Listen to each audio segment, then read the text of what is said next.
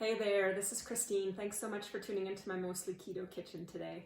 Today I'm going to talk about red meat, and I have been wanting to talk about this for a while, but it sort of came to the forefront for me because we had a delicious ribeye this week. It was my husband's birthday, and so we decided to go out and go all out and do a little surf and turf. So we got a really tasty grass-fed ribeye, and we also got some shrimp. And so I end up in conversations all the time with people about food, and I love it because I love talking about food. And so often people say to me, yeah, I eat some chicken, I eat some fish, but I don't ever eat red meat. And so I'll say, well, why don't you eat red meat? And they say, well, because it causes cancer, or it has too much saturated fat, or it's got bad cholesterol in it. And I just think it's too bad because that is where science is failing us. The scientific evidence to support all three of those statements is really weak. And so I want to today at least talk about the cancer one.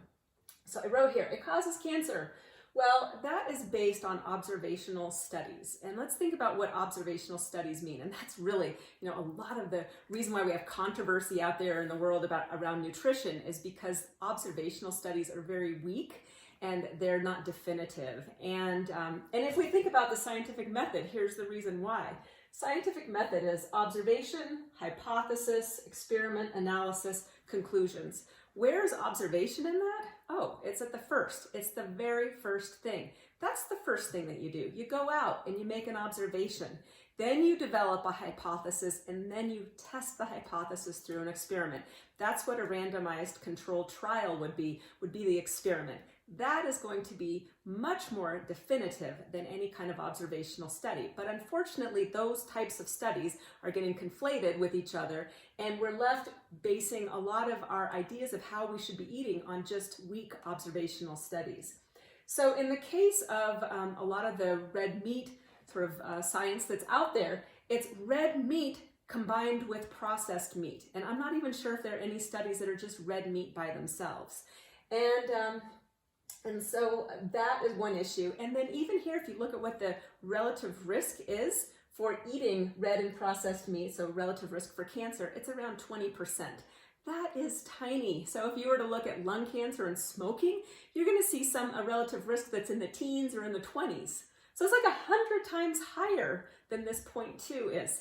So yeah, you can say that smoking causes lung cancer. It's fair enough to say cause there. But in this case, 20%, it's just noise. It's just murkiness. And in addition, I try to draw a little picture here. If we take a circle of all the people that eat red meat, and we combine it with red and processed meat, and within that, you've got the standard American diet meat eaters, and you've got healthy meat eaters. And what I mean by that is, here, I'll show you an example of what we ate for my husband's birthday dinner. So you'll see here, there's our steak, there's our shrimp, and there's a salad. That's like a healthy meat eater. That is totally different than somebody who's eating burgers, hot dogs, the gooey buns with all the mono and diglycerides and weird stuff in it, whether you're having a soda with it, french fries with it, you have a dessert afterwards.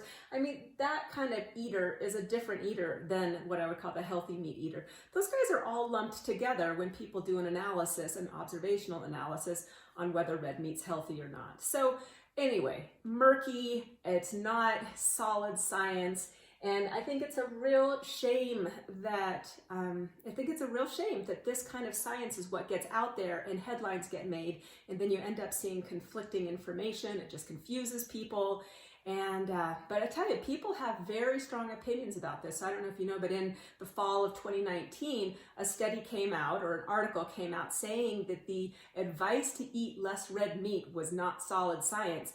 And right away, the backlash was tremendous. And so I'll put some articles in the notes here so that you can read some of it yourself. But industry influence, and people get so wedded to a particular dogma that they're not willing to step outside of it and look at what's really going on and what the science really says. So I say go ahead and eat some meat, and it's healthy. Eating a wide variety of foods is good for us.